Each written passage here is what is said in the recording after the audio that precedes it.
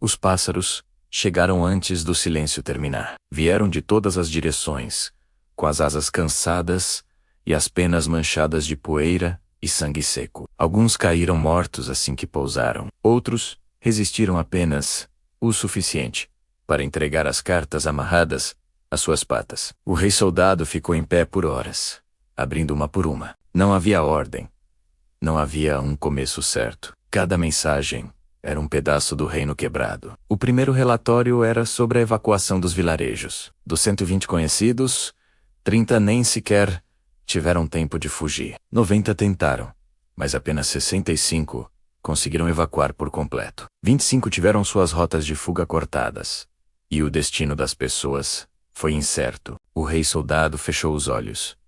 Não por surpresa, mas porque os números confirmavam o que a sua alma de comandante já temia. A população civil envolvida era estimada em 90.000 pessoas. Destas, apenas 55.000 conseguiram chegar às cidades fortificadas. 20.000 foram mortas ou desapareceram durante a fuga desesperada. E 15.000, as que ficaram presas nos vilarejos, foram massacradas.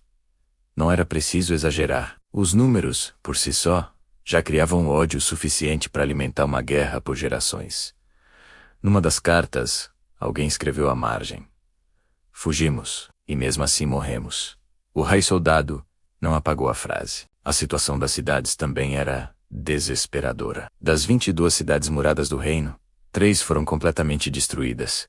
4 estavam parcialmente tomadas ou em chamas. 15 resistiam, mas com perdas severas. E em todas elas, o relato era o mesmo: falta de comida, doença se espalhando, milhares de refugiados amontoados, e tropas tão exaustas que a disciplina começava a ruir. Uma carta terminava com apenas 2 palavras: "Estamos cheios."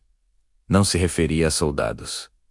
Estavam cheios de gente. Então, veio o relatório que fez o chão desaparecer sob os seus pés. As baixas militares, de uma força de 35.000 soldados antes da invasão, 18.000 estavam mortos. 9.000 estavam gravemente feridos ou incapacitados para lutar. Restavam apenas 8.000 combatentes ativos. Não havia mais um exército. Havia apenas sobreviventes armados. O rei soldado apoiou as mãos na mesa. O peso do mundo sobre os seus ombros. Por um instante, não soube o que fazer. Primeiro mandar comida. Mandar os poucos soldados que restavam mandar ordens. Ou apenas pedir perdão aos mortos. Ele respirou fundo e começou a escrever. Nascia ali o decreto do rei soldado. Um plano de contingência e resgate. A primeira linha dizia tudo. Território se reconquista. Vidas não. O objetivo principal era claro: salvar o maior número possível de civis. Preservar os soldados experientes e ganhar tempo para que as cidades restantes não caíssem como dominós. A primeira fase do plano era a triagem. A prioridade absoluta de evacuação foi dada às crianças, aos feridos, às grávidas e aos artesãos essenciais, como ferreiros e curandeiros. Uma nota dolorosa foi adicionada sobre os idosos que não podiam caminhar. Eles deveriam permanecer em abrigos ocultos, mas apenas se houvesse voluntários para ficar com eles. Nenhum soldado seria obrigado a essa tarefa. Era uma escolha. A segunda fase estabeleceu corredores de fuga. Para cada setor do reino, haveria 3 rotas. Uma principal, mais curta, uma secundária, por trilhas antigas, e uma rota de sacrifício, projetada para atrair o inimigo e desviar a sua atenção. A regra de ouro era nunca usar a mesma rota 2 vezes seguidas. A terceira fase detalhava a formação das escoltas. Cada grupo de civis seria pequeno, para evitar a aniquilação total caso fosse descoberto. A formação padrão era de um capitão, 12 soldados, 3 batedores e um mensageiro. Se a escolta fosse interceptada, a ordem era simples e brutal. Os soldados seguram o avanço. Os civis fogem sem olhar para trás. A decisão de quem fica para lutar até o fim cabia ao capitão. Não haveria debate. Para tornar tudo isso possível, a quarta fase criou os grupos de retardo. Eram pequenas unidades com missões de contenção: queimar pontes, derrubar estradas, criar distrações. Os próprios soldados deram um nome a essa missão. Voltar vivo é sorte. Voltar tarde é vitória. Eles eram um escudo de sacrifício do reino. A quinta fase tratava da recepção nas cidades. Os portões só abririam em horários definidos. Todos seriam desarmados na entrada e separados.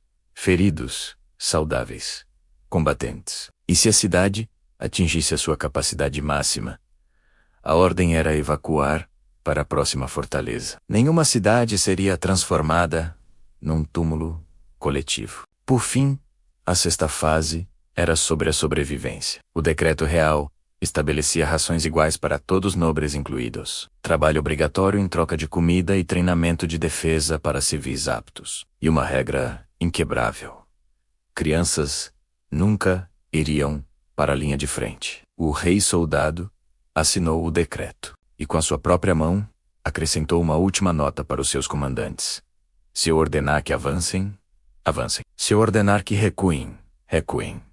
Mas se eu ordenar que escoltem civis, eles são o reino agora. Quando terminou de ler as cartas, o rei soldado não chorou. Ele dobrou os relatórios, amarrou-os com um fio vermelho, e começou a planejar quem teria que morrer, para que outros pudessem continuar vivos. A história de Kael está apenas a começar. Cada decisão abre um novo caminho de dor e esperança. Obrigado por acompanharem. Não se esqueçam de se inscrever e ativar as notificações para não perderem o próximo capítulo deste mundo. Até lá.